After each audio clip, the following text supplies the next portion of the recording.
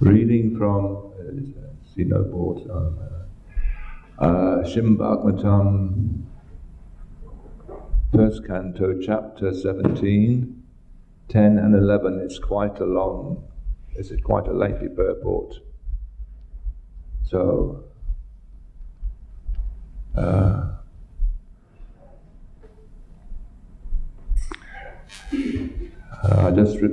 since there's no board, I'll just repeat the verses, and unless you got them on the phone or something.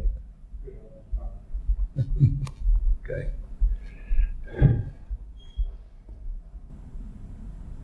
Translation and purport by His Divine Grace, A.C. Bhaktivedanta Swami Srila Prabhupada.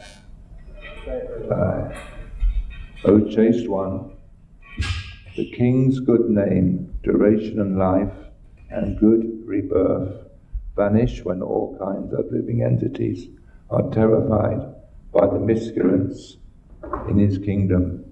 'Tis certainly the prime duty of the King to subdue the first sufferings of those who suffer. Therefore, I must kill this most wretched man, because he is violent against other living beings. Purports. When there is some disturbance caused by wild animals in a village or town, the police or others take action to kill him. Similarly, it is the duty of the government to kill at once all bad social elements such as thieves, dacoits and murderers. The same punishment is also due to animal killers, because the animals of the state are also the praja. Praja means one who has taken birth in the state, and this includes both men and animals. Any living being who takes birth in a state has a primary right to live under the protection of the king. The jungle animals are also subject to the king, and they also have the right to live. So what to speak of domestic animals, like the cows and bulls? Any living being, if he terrifies other living beings,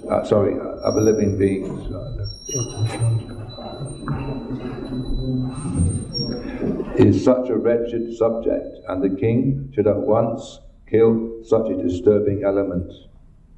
As a wild animal is killed when it creates some disturbances, similarly any man who unnecessarily kills or terrifies the jungle animals or other animals must be punished at once.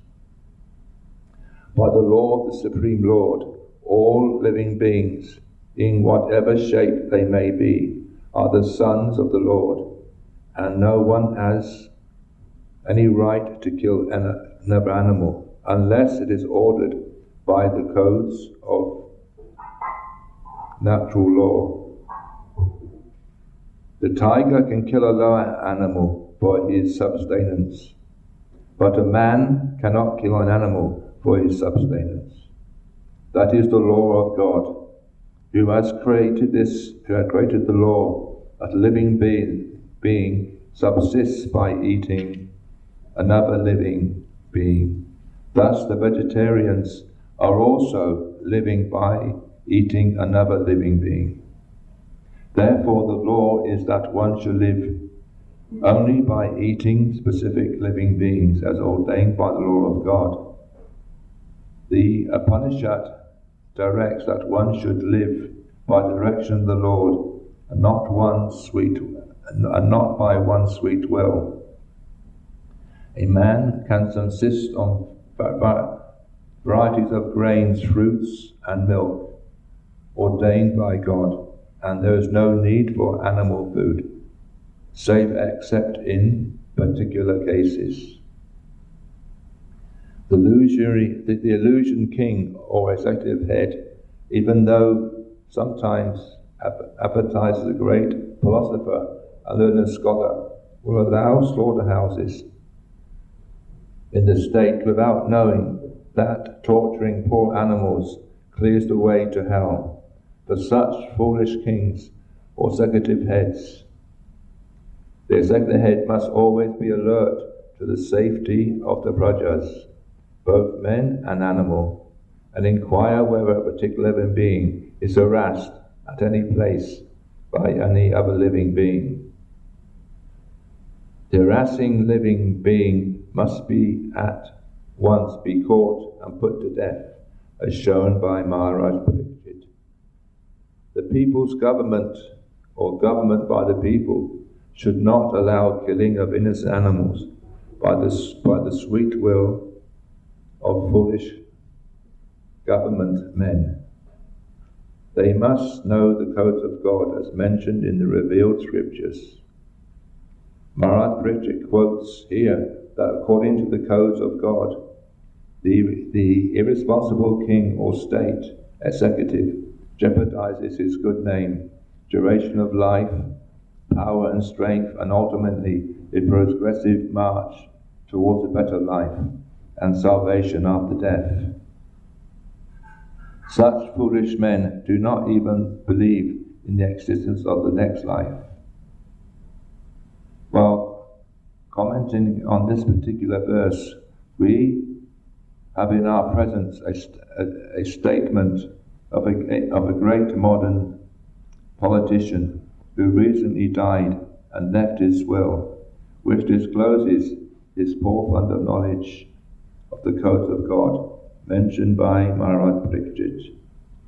The politician was so ignorant of the codes of God that he writes, "I do not believe in any such ceremonies and submit to them, even as a matter of form, would be hypocrisy and attempt to delude ourselves and others. I have no religious sentiment in this matter." Contrasting these statements of the great politician of the modern age with those of Maharaj Parikshit, we find a vast difference. Maharaj Parikshit was pious according to the scriptural codes, whereas the modern politician goes by his personal belief and sentiments.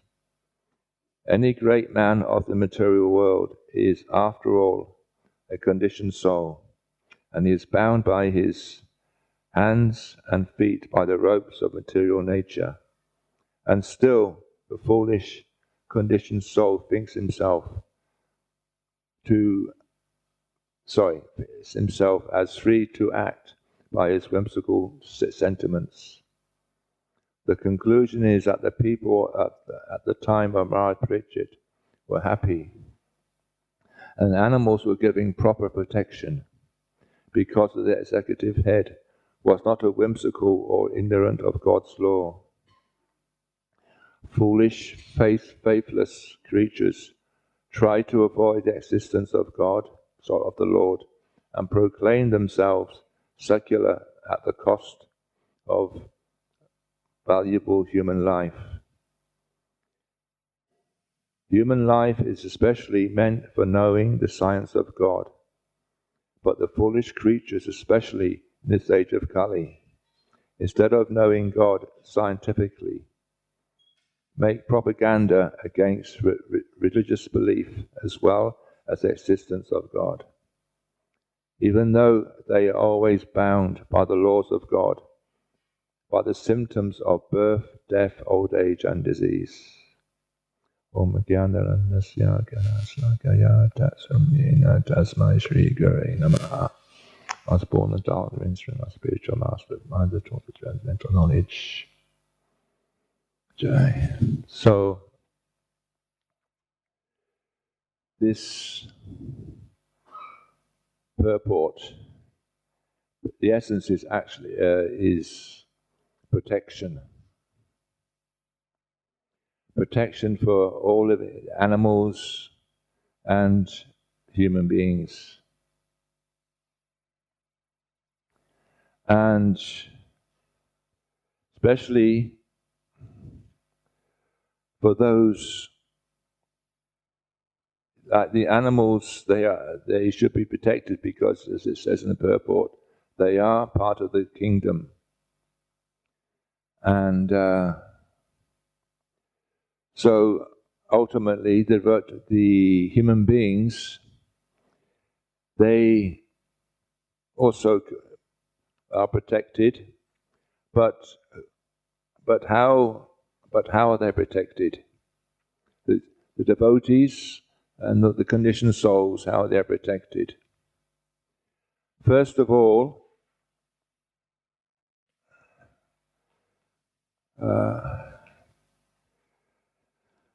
the devotees are protected if they, according to the Bhaktivinoda Thakur, in the 6 symptoms of Sagarnagrati. Sagarnagrati means surrender. So these 6 divisions are acceptance of those things favorable to bhakti, rejection of unfavorable things, conviction that Krishna will give protection, acceptance of the Lord as one's guardian or master, maintainer, fully self-surrendered, and humility. So, according to the Charyas, that the third and fourth, conviction that Krishna will give protection and acceptance of the Lord as one's guardian or master or maintainer, are the most important ones. Then everything else, the other 4, they follow automatically. So, to know Krishna as one protector, we have many examples. So,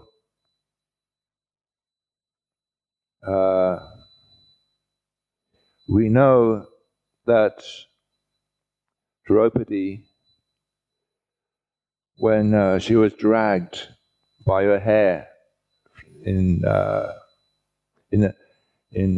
Mahabharata, and someone, I forget now, tried to disrobe her. Yeah. And so originally, she chanted the name Krishna, Krishna, but she held on to her sari but with one hand. But she realized this was a helpless situation, that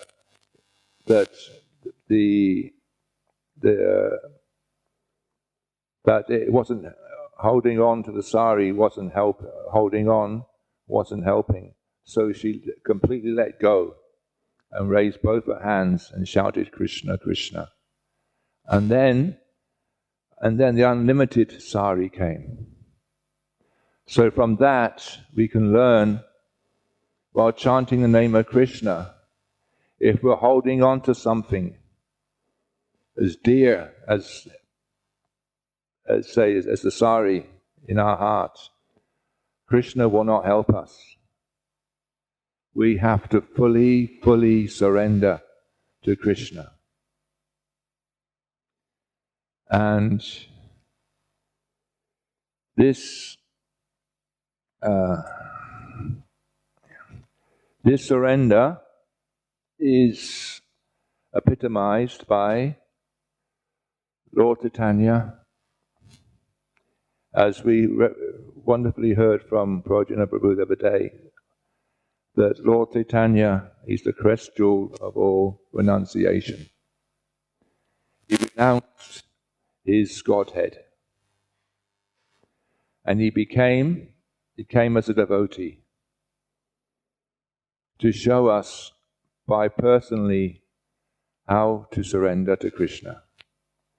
So in his Zastakam prayers, he writes, Alasya Lasyava parabratam panasyamam adashanam manam hatam karatuva yatata varatilampado mat pranam namatrastu sa eva napraha.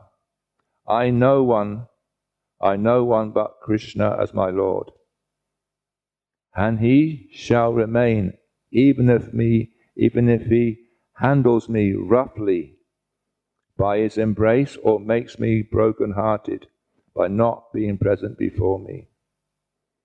He is completely free to do anything and everything, for he is always my worshipful Lord unconditionally.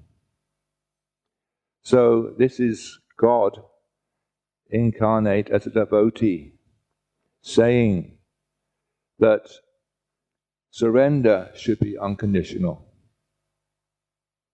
complete unconditional. Even if he can treat me ever he wants, treats me roughly or treats me nicely, it doesn't matter. He's still my Lord. So surrender means that we have to surrender to a sadhu or a bona fide spiritual master who is self-realized. Now, in the Bhagavad Gita, where is it now? Yeah. In the Bhagavad Gita, chapter 4, verse 8, we know Paritaraya Sudanam Vashana Jadiskakam Dhamma Samparo Tatya Sambambade Yuge Yuge. To deliver the pious and annihilate the miscreants, as well as to re-establish the principles of religion. I myself appear millennium after millennium. So we cannot surrender to Krishna directly, as Arjuna did in the Bhagavad Gita. But we have to surrender to a bona fide guru or sadhu, Vaishnava sadhu. So in the purport, Srila Prabhupada writes, according to the Bhagavad Gita, a sadhu, or a holy man in brackets, is a man in Krishna consciousness.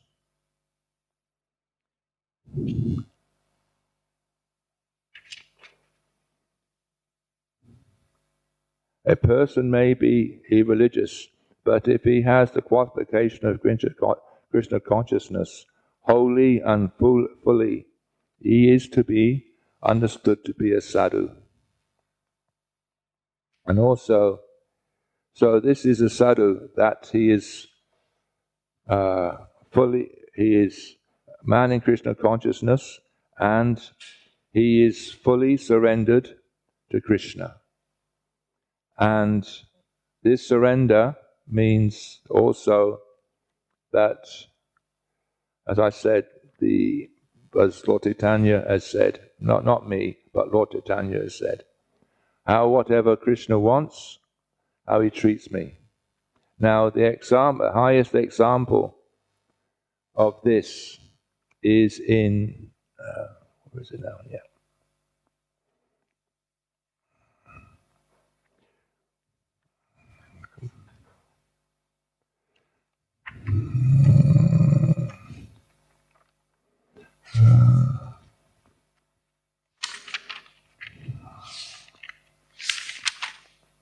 Right here, somewhere. Read this, yeah.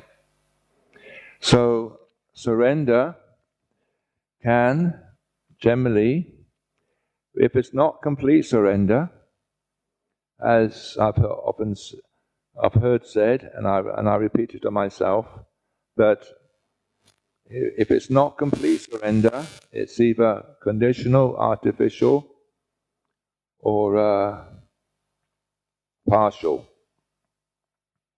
And of course, the Bhagavad Gita also says that that if we have to surrender to Krishna, Krishna says, doesn't he? We have to just surrender unto me and give up all Vedic Dharma, and do not fear, for shall I protect you. Do not fear. So the example is that we can follow the example of the devotees who are completely surrendered. And the best and highest example is the gopis, of course, because they are the best example to give. So it says in the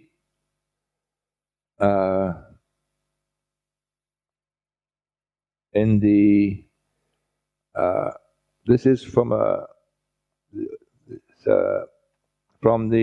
some years ago, before you go on the Navadvip Pandal Parakram, they give you a little booklet of sastras and the 10 offences against holy Dham. So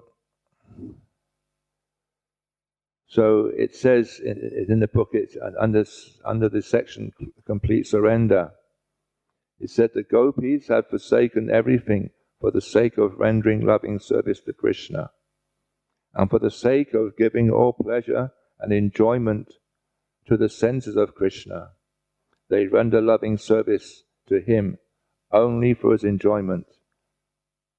That is firm attachment to Lord Krishna, anurag.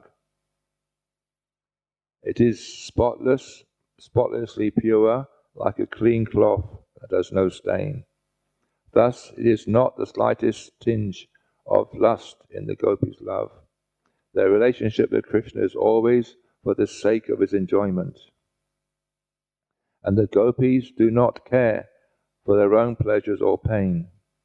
All their physical and mental activities are directed towards offering enjoyment for Lord Krishna. They renounce everything for Krishna. They have pure attachment to giving Krishna pleasure. Okay. Go back.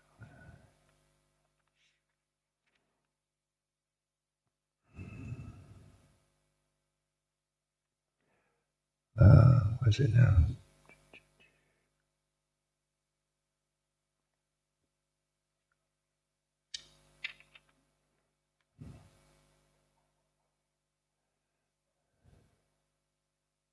Yeah, okay. So also, now in the Bhagavad Gita, the same chapter 4, verse 8, Krishna is, now I'm going to read a little section from this purport, which seems it's saying the opposite. In what I've just read, the gopis are fully surrendered to give Krishna happiness. So in this purport, it says,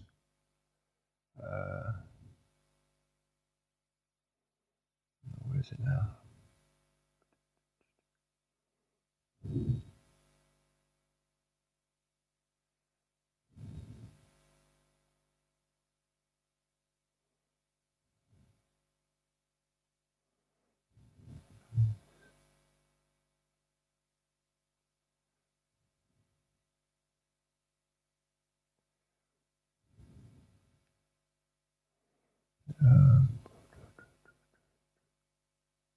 Oh yes, here it is, yeah. There are different kinds of avatars, such as Purusha avatars, Guna avatars, Lina avatars, Shaktavesh avatars, Manavajava avatars, and Yuga avatars. On appearing on the schedule scheduled all over the universe. But Lord Krishna is the primeval Lord and the fountainhead of all avatars. Lord Krishna descended for a specific purpose in migrating the anxieties of the pure devotees. You are very anxious to see him in his original Vrindavan pastimes. Therefore, the prime purpose of Lord Krishna, the Krishna avatar, is to satisfy his unalloyed devotees. So it's complete opposite. So how do we link these two together?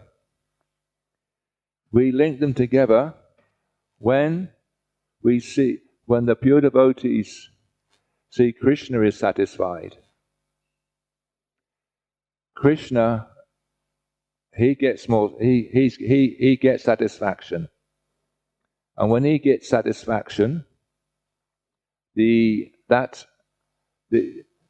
when that pure devotee sees that Krishna is getting satisfaction, his satisfaction increases, and so on like that. And when Krishna sees the satisfaction of the increasing satisfaction of that pure devotee, Krishna's satisfaction increases. Like this, back and forward and back and forward like this. So this is that sure protection, that we just take shelter of the pure devotee, full surrender, and then whatever happens in our material life or spiritual life, somehow or other, is ordained by our karma, generally. So whatever happens, we have to surrender to the pure devotee. And then that pure devotee, because he's the representative of God, because he's God's representative, we then just have to accept it, that I am getting purified. I am getting a token reaction for some past many past lives, sinful activities. And Krishna is very, very merciful, and therefore he's given me a token karma, and so therefore we have to accept it, and then once we accept it, and then Krishna will protect us. Now I'll go back a bit. Why in the disrobing or attempted disrobing of Draupadi, that in one time Krishna was in Dwarka, and it shows how Krishna says also in Bhagavad Gita that Krishna reciprocates according to one's surrender and how you call him. So one time Krishna was in Dwarka. He was he's in one of his palaces, and he was taking some meal, some prasadam, offered by one of the queens. And then halfway through the meal, prasadam, Krishna, he just gets up and leaves. And then he comes back. So then, when he comes back, that queen asked him, "Oh, my lord, my good husband, best, why did you leave? You were taking your foodstuffs, your prasadam."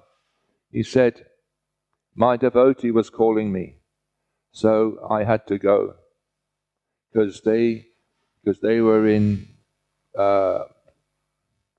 some difficulty." Yes, but I've heard this before. Yes, I've heard this before. I've heard your devotees call you, and sometimes you go, and most of the times you don't go. You wait till later. Says yes. When they say, "Oh, Bhagavan, Bhagavan, help me, help me," I wait a little bit. But when they call my name, Krishna, Krishna, I go immediately. So it's according to one's relationship with Krishna and then how Krishna acts. So according to our relationship with Krishna, then Krishna will act and protect us. Also, there's another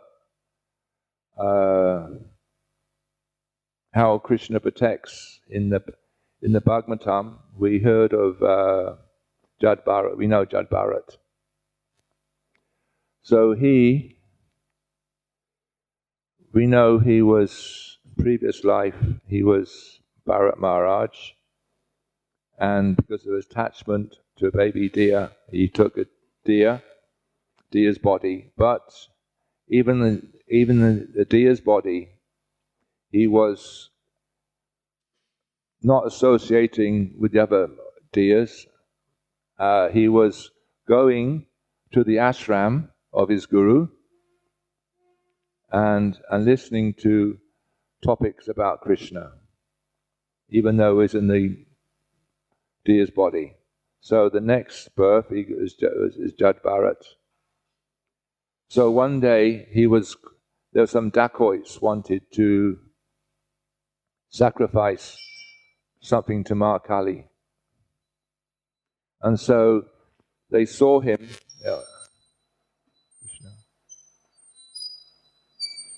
So they saw him and they thought, this is a perfect sacrifice for Ma Kali.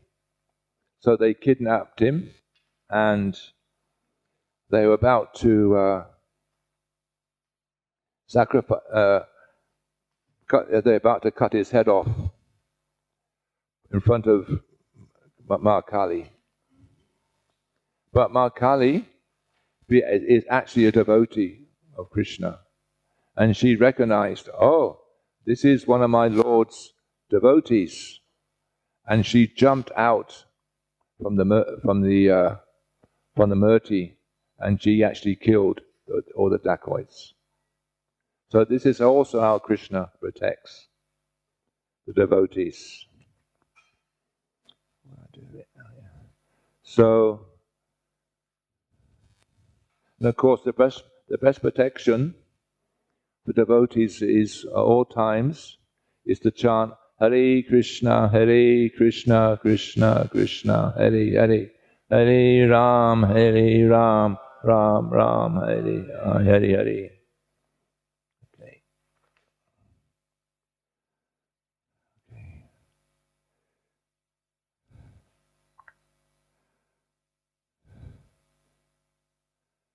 Right. Time here. Now, yes, because it's generally it's the month of the book distribution, and so yesterday someone sent me a very, very nice Sankirtan book distribution pastime. This is from in one devotee in Hungary. By his name is Bhagavat Priyadas, and it is called Jesus is on Our Side.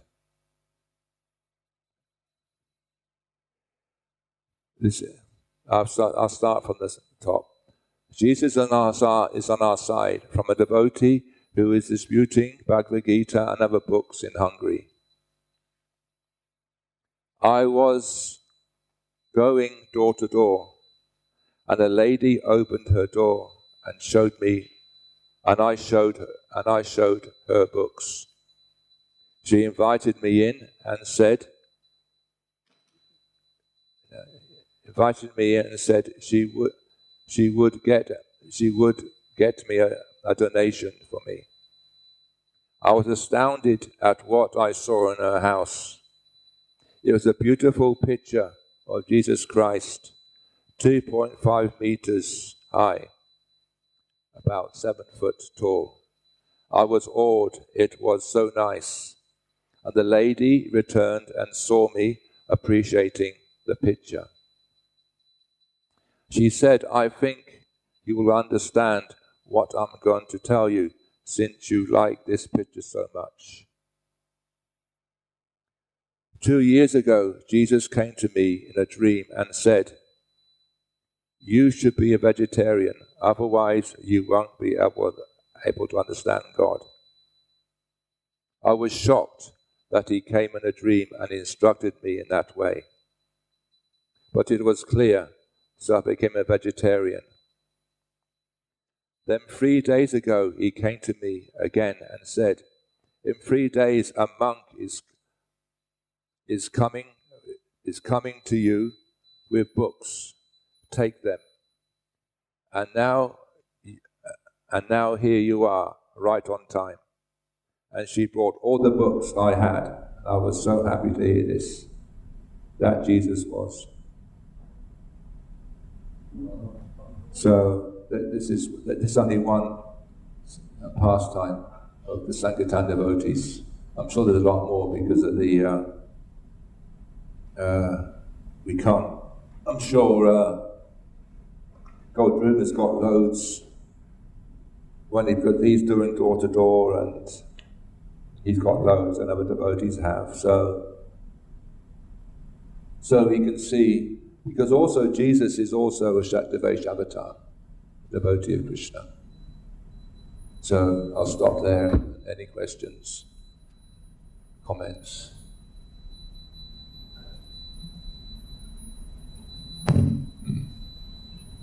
So the lady, she became a devotee? I don't know. I don't know. It's just, we'll have to contact the devotees.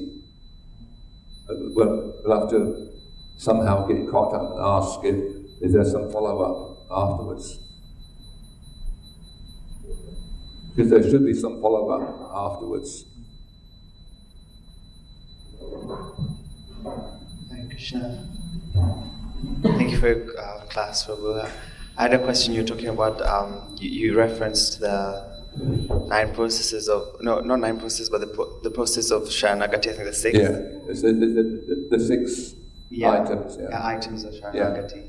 I just wanted to ask, how does that transition happen for us? Like, what happens when, you get to this stage of surrender? Is it that something changes internally with how you do your actions and things, or is it that you still carry on the same but with a different lens, or what should we be expecting as we're trying to reach this goal, and how do we do that best? First of all, it all depends on the individual, because we're individual, and if we really we're serious, and sometimes people, when they hear this word surrender, it seems a very harsh word to them, doesn't it? You have to surrender. Yes. But if we apply it immediately, if we're serious and apply it immediately, but then we just have to apply it, that's all. We just have to do it. So it's that simple. It's just a matter of faith. It's a matter of faith. Just do it. But some of us just drag our heels, and they find it difficult to do. So we just have to do it. Just like Draupadi did, after she realized, no, holding on to a sari was no good. Holding on to, she still realized her clothing was going to come off. She was powered. She couldn't do anything. She just had to let go, and she just had faith, and then Krishna provides unlimited. It's a matter of faith and just applying it.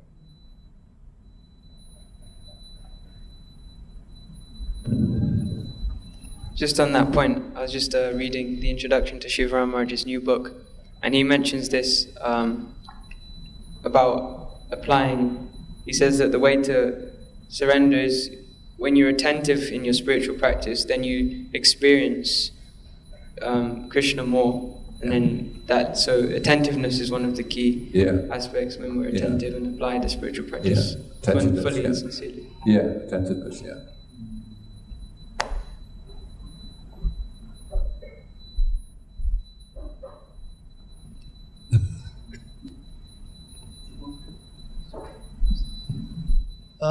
It's an interesting thing. Surrender comes usually, anyway for me, is the pain. When I don't surrender, in other words, it comes from authority. No matter where authority is, you have to know who your authority is. Even though you don't agree, you have to do it. Yes. And it can be quite painful. It's and when you but if you don't follow it, you suffer. Yes. Because authority has been put in a position, usually not by your arrangement, but by Krishna's arrangement. Yeah.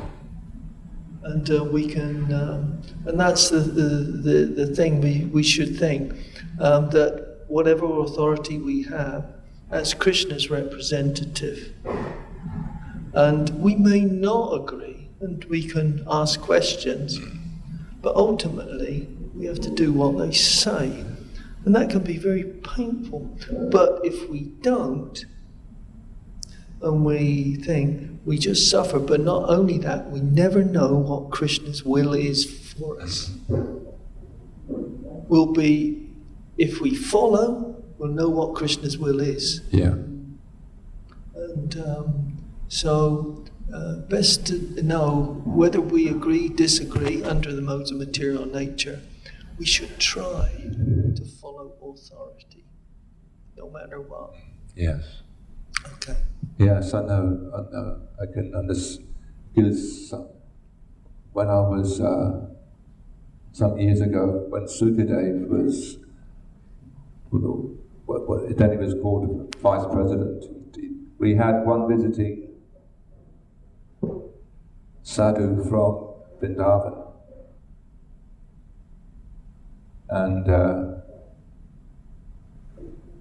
And it was in the middle of winter, and he wanted, this is in the Vaikuntha room, or that was now Vaikuntha room. He wouldn't walk on carpet. So I had to go in there. He said, I want you to serve this sadhu from India and do whatever he wants. So then he said, I don't want to walk on carpet. So I had to get some sheets of they call them those plastic sheets of something, and put them on the floor. And then he wouldn't even take bath in the shower. This is the middle of winter, in the old Tulsi greenhouse. his servant with two. There's a tap on the side there, wasn't there? You take water, cold water from there, and take a bath that way. And I got his Bishadam, and I didn't like to do it, the service, but Sukadev told me to do it. So then he left after a week, and now I was glad, in one sense, he left, But then the next visit to Vrindavan, 2 years later, I was going down to, what is it now? Radharaman Temple on the rickshaw. And then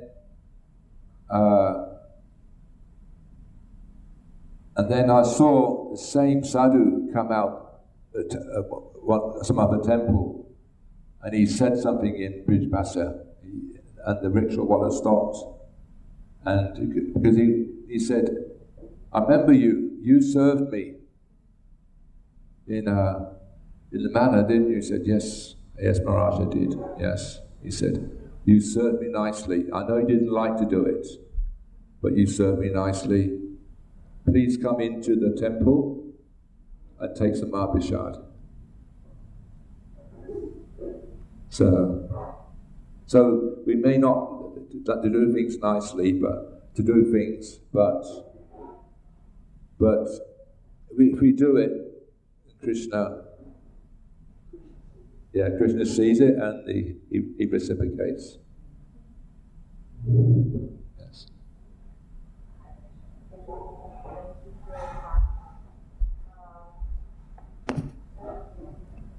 Hare Krishna Prabhuji, thank you very much for your wonderful class. I have a question, maybe it's a silly question, but it's counterproductive to what Prabhuji mentioned. Yes, is that you have to follow authority, Yeah. and what if you are completely following authority? But what if Krishna also gives us intelligence? So if we don't use our intelligence and become completely dependent on authority, then are we also not surrendering to Krishna's plan, because sometimes he wants us to use our intelligence? Generally, we should follow the authority, generally. But sometimes, as you say, sometimes we don't agree with the authorities.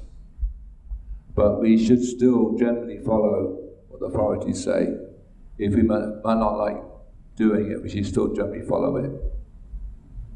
If we do follow it, if we don't like it and we do follow it, then Krishna sees in the heart, and he knows, and then if that authority is, say, wrong, not wrong, not wrong's not the right word, but if it's not right, then Krishna will generally make the readjustment. So we can be fully dependent on authorities. Yeah. If they make some mistake, because they are conditioned souls, and we've got 4 defects, and one of them is we're trying to make mistakes. So we should still follow them. Yeah. Okay, thank you. Haribol.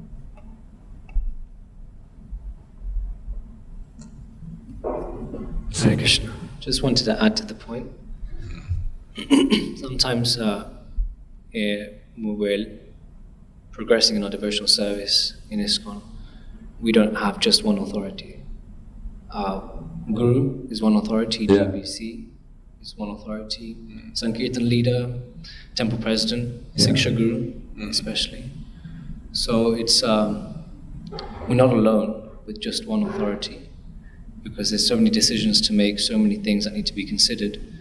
And so it's best in the situation when you have a temple authority telling you to do something, You also take advice from your spiritual master and your Siksha Guru, and if you don't agree, they can also communicate with each other, amongst each other, and make a decision that's probably better for you. Yeah. We can't 100% surrender unless it's our own spiritual master.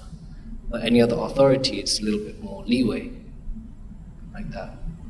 Yeah, so that's what I meant.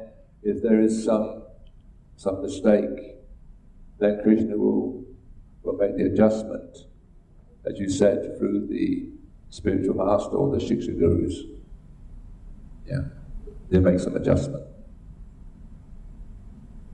Yes, yeah.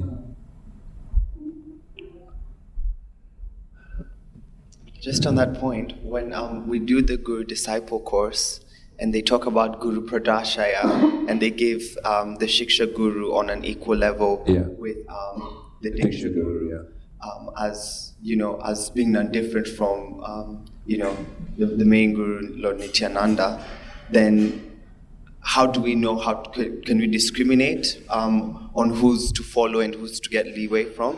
Or ideally, shouldn't they all be giving us the same kind of information? Because, we're working with all of them as our predominating guru in that sense. I just said there's no difference between the Diksha Guru. One should always fully respect the Diksha Guru and the Shiksha Guru on the same level. Now, there's a slight difference that the Diksha Guru will give you initiation and give you the initiation in the holy name. But the Shiksha Guru, he's generally, sometimes with the Diksha Guru, he seems very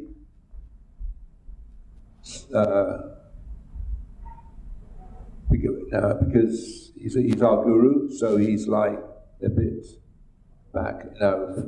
We can't get close to him as we would like. But the Shiksha Guru, this is one book I read.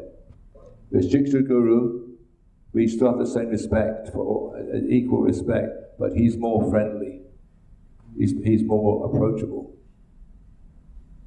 So the Shiksha Guru and then through him, he generally gives instructions on devotional service, the Shiksha Guru. Of course, the Diksha Guru can also, but generally the Shiksha Guru, he gives more instructions on devotional service. Okay. Anything else? No? Okay. Shiva Patam ki jai.